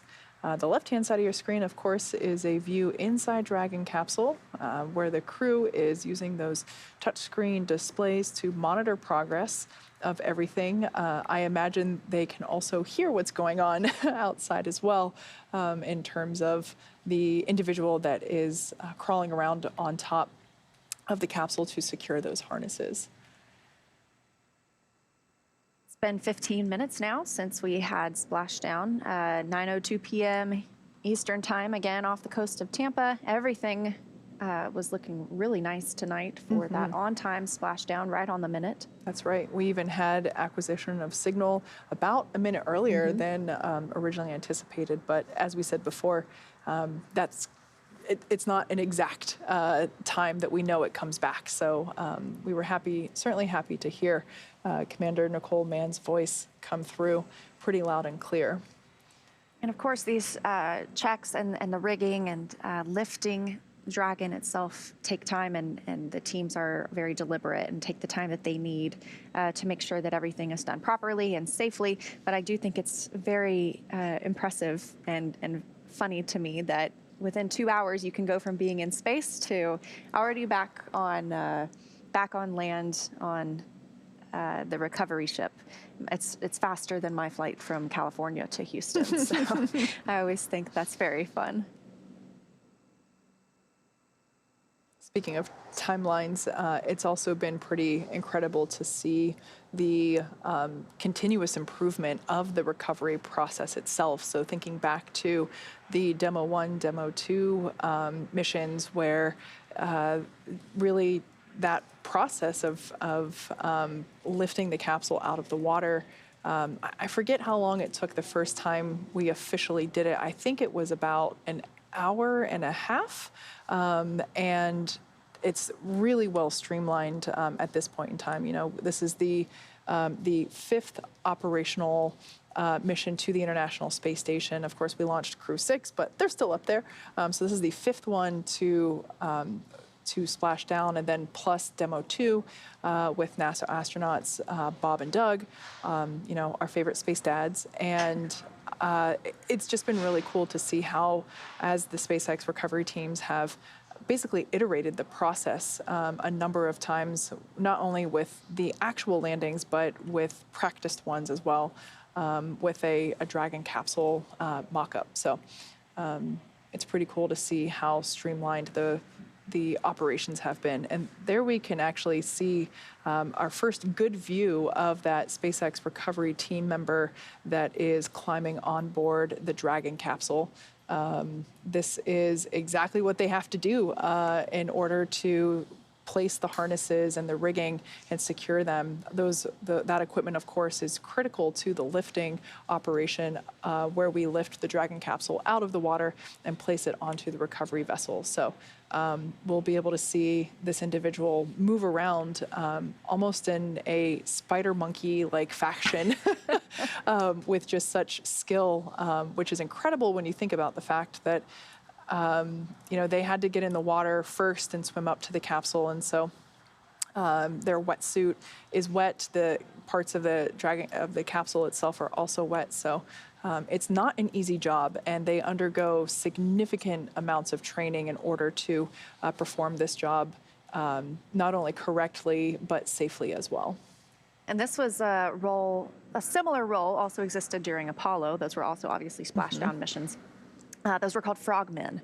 And so they would make sure that the capsule was secured before it was brought into the recovery vessel.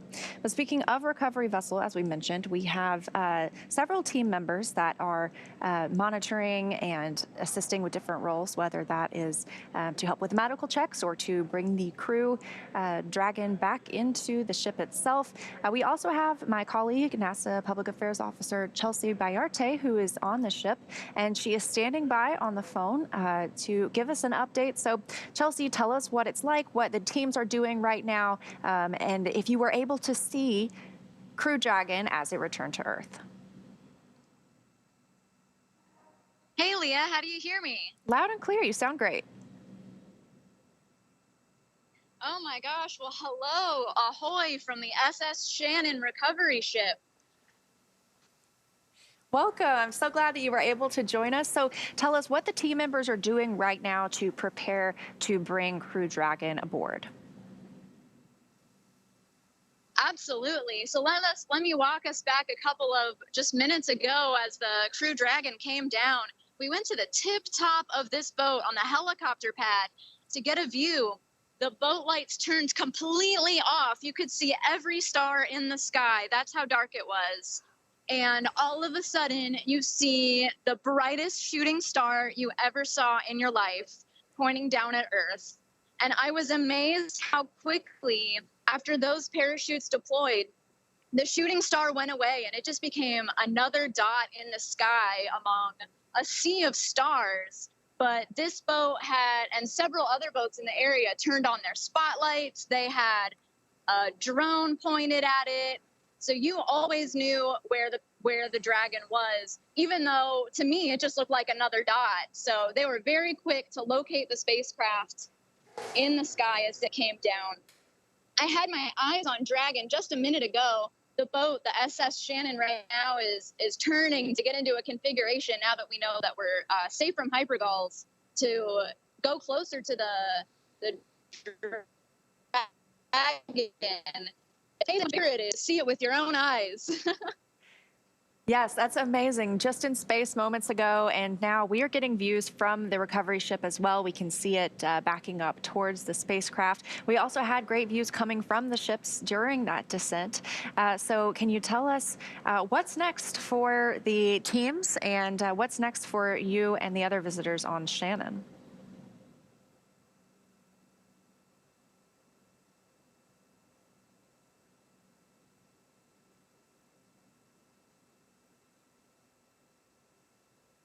Well, we may have lost communication with Chelsea, but what an experience to be able to be there and see it. I'm very fortunate enough to have shared that experience. I was going to say, I think I recall whenever you were the person on the phone. Yes, it was absolutely incredible. She's right. It's like a shooting star, and great to hear, that things have been going well on the ship so far. As she mentioned, we were seeing those. It looked like strobe lights almost, but those were the spotlights tracking Crew Dragon as it continued its descent. So yes, they had great coverage of that the entire time. So we have a great view here of Dragon Endurance there with the Crew 5 crew still in their seats, strapped in, kind of like that part of the roller coaster after it ends. You still have to stay in your chair until the attendants give you the okay and lift the bar that keeps you in. So yeah, we can see that recovery team in the water. If you look closely, you can see some of those harnesses hanging there in front of the side hatch. We can see the recovery team members on Shannon there near the nest, that they're also preparing that landing area. So the part of the ship that arches above where those crew members are standing, that will actually actuate outward, and that will be the part that lifts the Dragon capsule out of the water, and it will basically bring it right over where that nest is, and the Dragon capsule will be set down on that nest, and then that nest will then be pulled forward.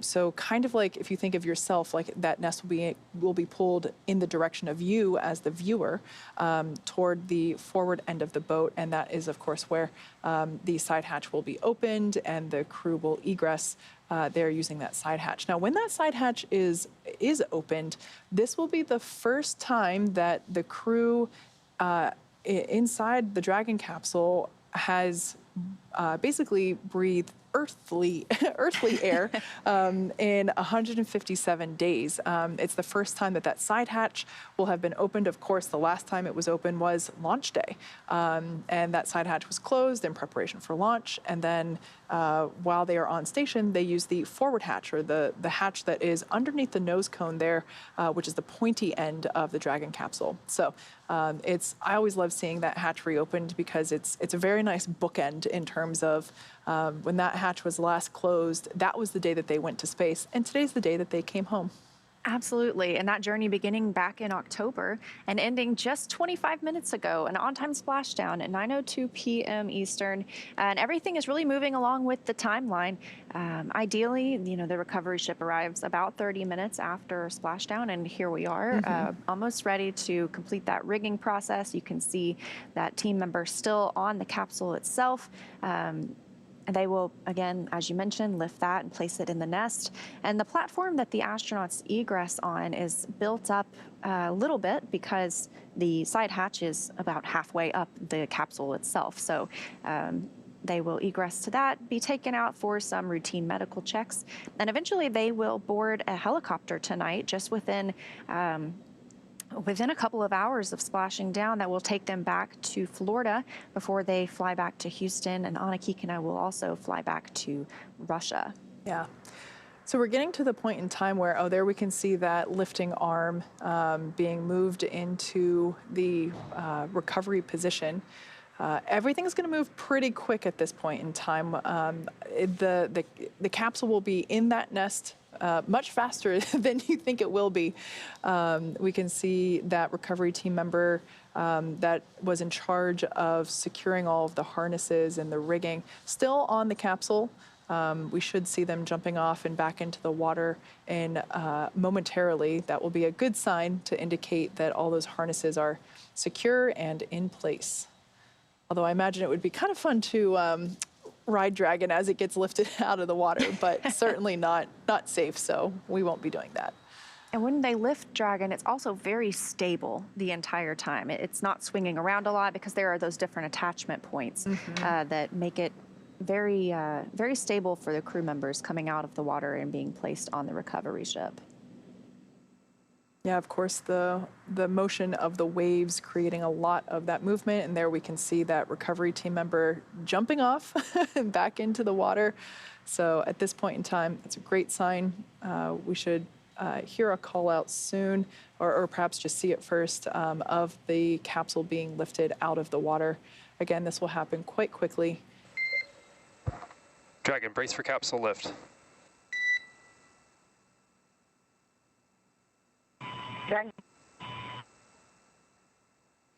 And as the capsule is being lifted, there's our first view of that heat shield.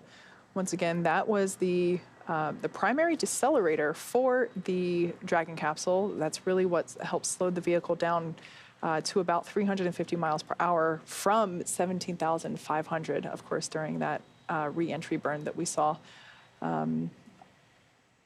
Certainly did its job. Yeah. Bringing them to that gentle splashdown with the help of those parachutes, about 16 miles per hour. So they have obviously lifted Dragon. They are placing it in that nest. They'll secure it there and remove some of those attachment points before moving it toward the egress platform. Now we can see some waters held in what looks like kind of like a bucketed area there underneath the side hatch. That is the location of where the main parachutes are stored. So all 4 of those main parachutes are tightly packed and placed in that cubby, basically, and we can see water draining from it now.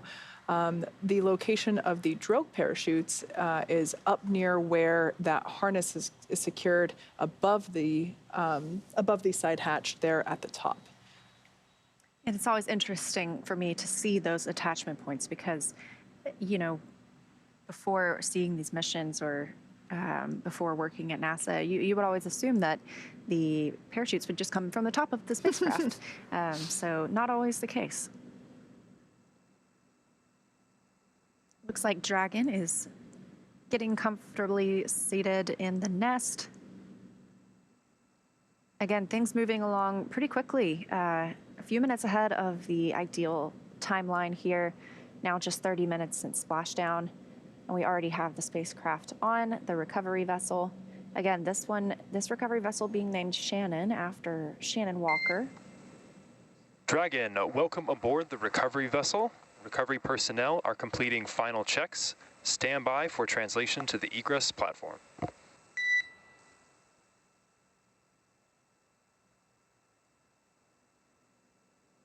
So at this point in time, the crew 5 crew members are feeling a different sensation now. So when they splash down, of course, they're greeted with gravity once again, but there was an additional sensation of being in the water, and now that they are on the recovery vessel, it is clearly more secure than that, or not more secure, a lot less motion than being in the water.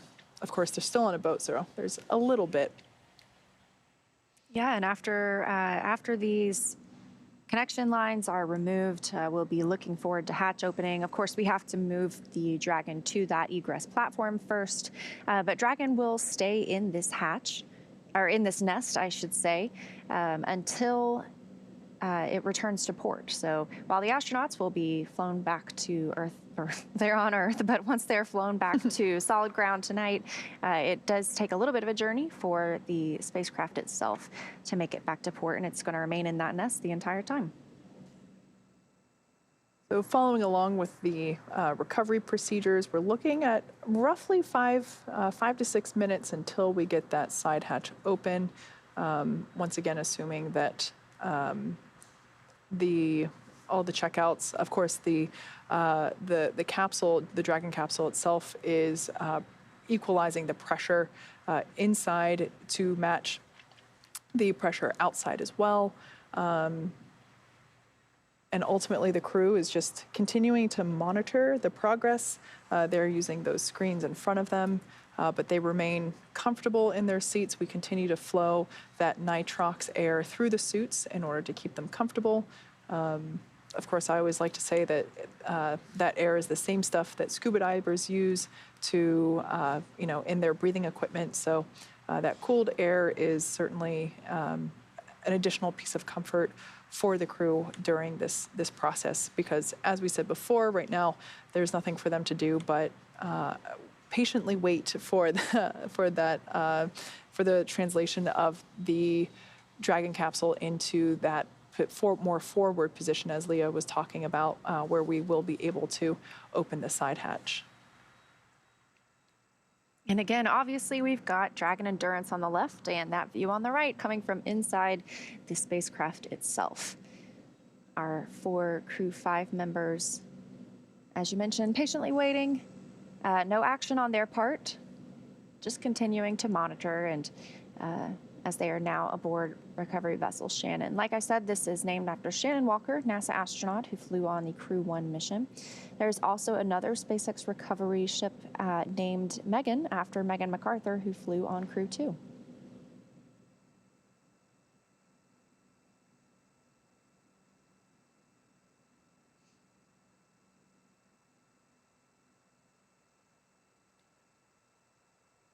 So once again, we're standing by for the capsule for that forward translation to the egress platform, which is where we will be able to open Dragon's side hatch and ultimately allow the crew to egress.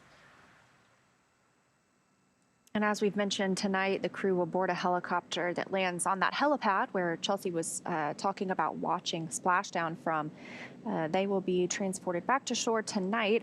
Additionally, along with them, there will be a couple of more helicopters that take off and take some of the additional visiting personnel, including Chelsea, who gave us the report from the boat. And not only people, but they're also taking some time-critical science, some samples from the astronauts themselves.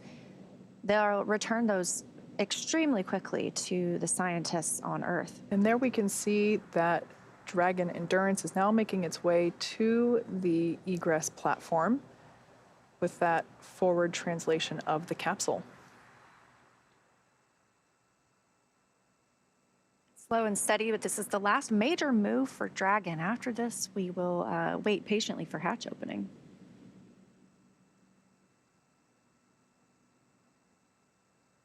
And there you can see that platform I've been discussing.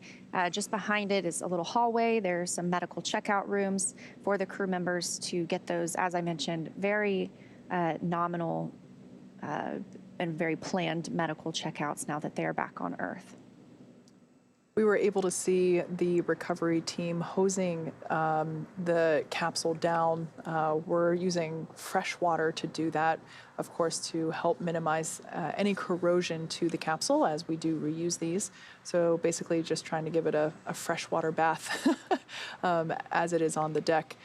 We're also able to see that the recovery team on the platform has their personal respirators or breathers. They are going to do an additional hypergol sweep that is to basically triple check that there are no fumes for the MMH or NTO, that monomethylhydrazine and nitrogen tetroxide. Those are the propellants that are on board the Dragon capsule for its on-orbit propulsion system, and they are not fumes that are you're able to breathe. They're quite toxic to people, so we'll see them perform an additional check.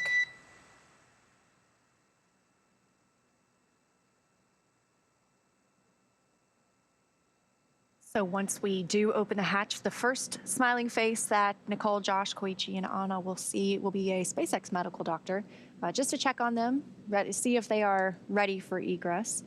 We hope to get some views shortly thereafter of our crew members. And here is a great view of the hatch itself. Again, next major milestone will be for hatch open. Absolutely. So as we mentioned before, while Dragon's top hatch is what is used to connect to the space station, or the forward hatch, the astronauts are going to egress from that hatch right there. That's the side hatch. And before opening the hatch, the spacecraft's cabin pressure is equalized with the outside environment. Then once that side hatch is opened, that will be the crew's first breath of fresh earthly air since boarding Dragon at the start of their mission back in October. Now, right here, you can see SpaceX crew members. We also have some NASA crew members on the spacecraft itself, or on the recovery ship itself. They are on the spacecraft too. But letting these SpaceX teams take care of preparing Dragon for hatch open. And once that happens, it's important to note again, Nicole, Josh, Koichi, and Anna will be getting that assistance from the recovery teams when they're exiting the capsule. It is the same process for any returning long-duration crew members, because returning to a gravity environment can challenge our vestibular system. That's responsible for maintaining our balance and motion. And of course, safety is always the #1 priority with this operation. So you'll see Nicole, Josh, Koichi, and Anna helped out of the capsule, assisted a few feet to the medical quarters aboard the boat. And if you've ever watched crews return on a Soyuz, or even previously with Dragon, this is the same process as when they are carried from the capsule to waiting chairs. And then in the case of a Soyuz, there's a waiting medical tent. And then, as I mentioned earlier, this is also the time period where that time-critical cargo can be recovered from the spacecraft, with the remainder waiting until the ship is back in port. But some of those cold stowage items, they're able to get that back to the investigators and the researchers as soon as tonight, so they're able to analyze that. And then once the ship and the capsule return, the recovery team will perform some additional inspections before loading Dragon onto a flatbed truck at the SpaceX facility in Cape Canaveral for post-processing and, of course, potential future reflight. So we're about 5 or 6 minutes away from crew egress. We can see that the personal protective equipment. Dragon, stand by for a side hatch opening in approximately the next 60 seconds. I'm looking at Rick right now. So we can see that those, and there it is, side hatch open on Dragon Endurance. First time since it was closed last October, sending these 4 crew members on their journey to the International Space Station. And in that view on the right, you can see that SpaceX medical doctor getting that first check, making sure everyone is feeling all right back here on planet Earth before we begin helping those crew members out of the capsule. On the left-hand side of the screen, we can see the recovery team members placing a protective frame around the interior of the hatch.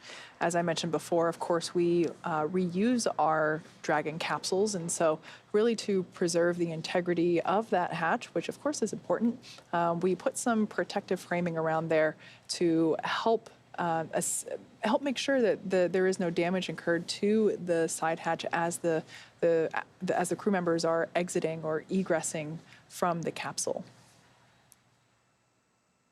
I'm still able to get some notes from Chelsea. She said there's a big round of applause on the recovery vessel now that the hatch is open. A really great moment. really signifies the end of a successful mission.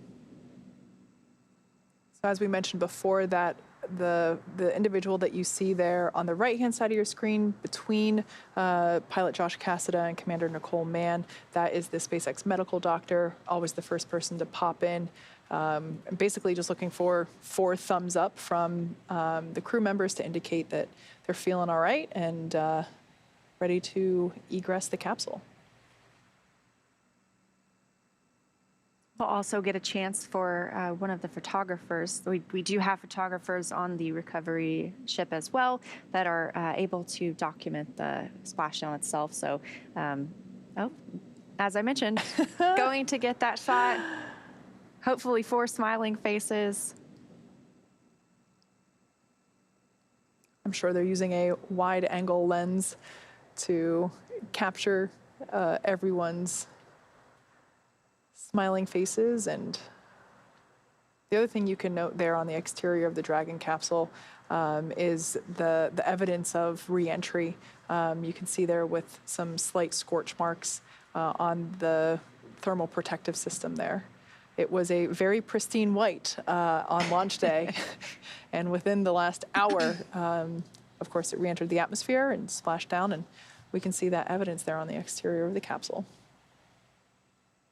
Yeah, the heat shield obviously did a great job bringing back our crew members safely, and this is the second flight for this capsule, so there is the opportunity for it to be taken back and refurbished or polished up, prepared for another future flight.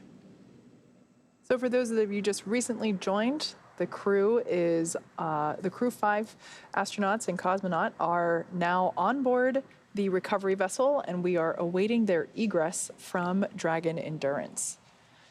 They will come out one at a time, assisted by the recovery team members. As you can imagine, after spending 157 days in space, gravity might not feel super awesome right now, and so we will assist them just to make sure that they are safe, making their first motions back on Earth. You can see them passing out of the capsule. Those are the tablets that we noticed earlier the crew members wear around their upper thigh. They're able to monitor procedures on those tablets. So they're starting to pass those out of the hatch. I think I've seen all 4 come through, and that was a footrest. Those can be detached, obviously, here on Earth or whether on orbit to have a little bit more space in the capsule. So they'll remove those 4 footrests to allow teams to more easily enter Dragon and help these crew members back on board the ship. Again, this view here in Mission Control in Hawthorne, California, teams at SpaceX monitoring the return and arrival of Crew 5.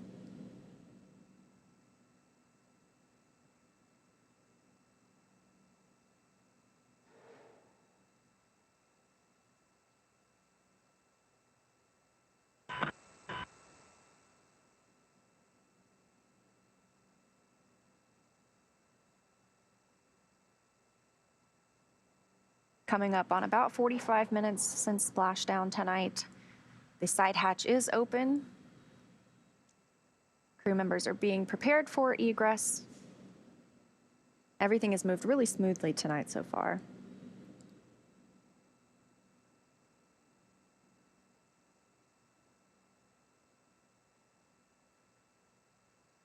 Once again, that is a view looking toward the side hatch. That view has Commander Nicole Mann on the left-hand side and pilot Josh Cassada on the right-hand side.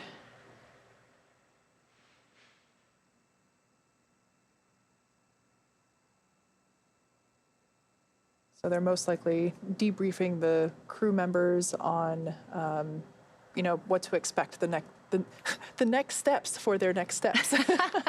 And helping them get out of their seat belts, just making things easier for that egress. We saw those foot restraints, or the foot rests were removed from the spacecraft. So just making things easier for our crew members. As you can see, their visors are up.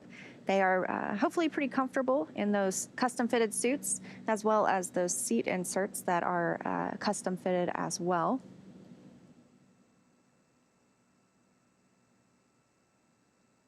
Again, these are SpaceX team members. It helps distinguish due to the different colored flight suits they're wearing. So they're wearing black suits, and typically when you see someone in a royal blue suit, that is a NASA team member. So we saw a couple of those from the other view, but right now this is mainly the SpaceX crew inside Dragon helping the, oh, and there's a few of those NASA team members as we mentioned. That's a great shot because you can really see that scorching on the thermal protection system, as I was talking about earlier, that evidence of reentry. The exterior of the capsule got up to 3,500 degrees Fahrenheit, and I think it's quite beautiful to see returned capsules, of course, because, you know, it's just that evidence of spaceflight.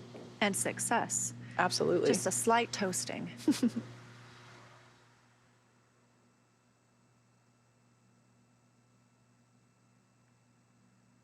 And just a reminder, of course, once these astronauts are helped out of the capsule, we'll see them being placed likely on stretchers, again, helping them regain their Earth legs. They'll then move into those routine medical checks. Those happen on the boat. And shortly after those, they will board a ready and waiting helicopter to head back to land.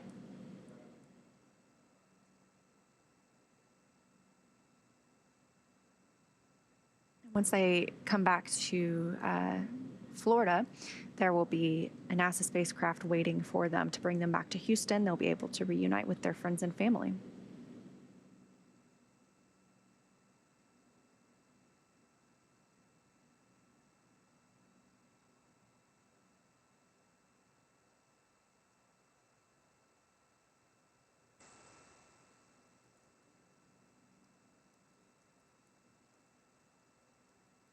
And it looks like our egress is beginning with NASA astronaut Josh Cassada, pilot of Dragon Endurance on Crew 5.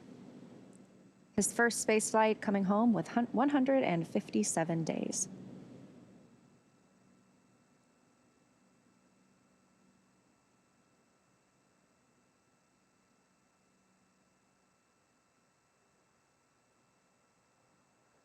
I believe there is a almost like a little slide that is secured to the exterior of the capsule and to the egress deck, basically to bridge that gap. Yeah, we could see Josh sliding out of the frame there, and that really just helps them get out of the capsule, not only from the standpoint of making it easier on them, but also preserving the hardware around that, the hardware of the side hatch as well.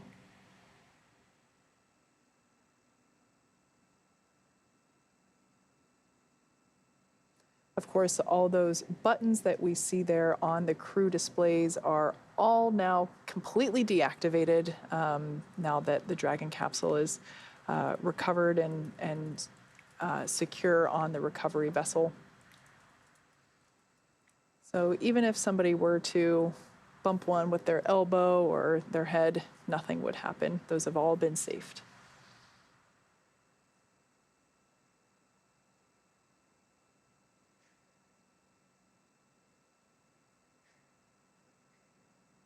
So Josh Cassada, NASA astronaut, our first crew member out of the spacecraft. Looks like those SpaceX team members are back inside Dragon Endurance, and they are helping.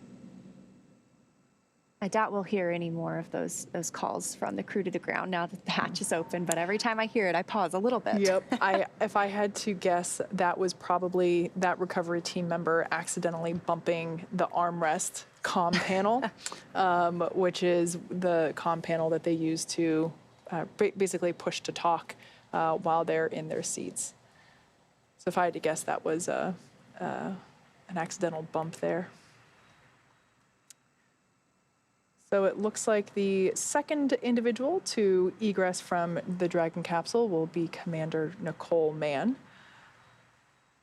And there she goes.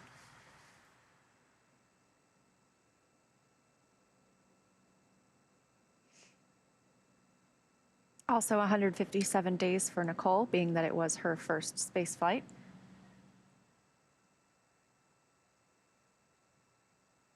I would imagine for Koichi, who you mentioned earlier, has, you'll have to refresh my memory, over 500 days now logged in space? Yes, exactly 505 There today. we go. So I imagine this part is never easy, but he's very familiar, knows what to expect in terms of the change in mobility now that he's back on Earth.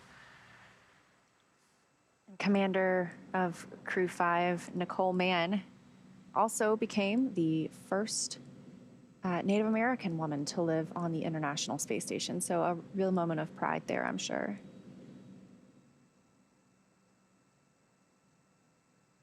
And you can see her being helped to those medical quarters. Again, all nominal, all pre-planned checks. Just an opportunity to make sure the crew is feeling good before they take that helicopter ride back to shore. Exactly, and as you mentioned earlier, all the crew members are effectively placed on what basically looks like a stretcher, and that's just, again, really to assist them because returning to Earth after, as we said before, 157 days in space can be pretty tough on the body, and of course, in order to keep them safe, we want to assist them. So all 4 of the crew members are placed on a wheelie bed and rolled back to those medical quarters, as you said, for their evaluations with the flight doctors.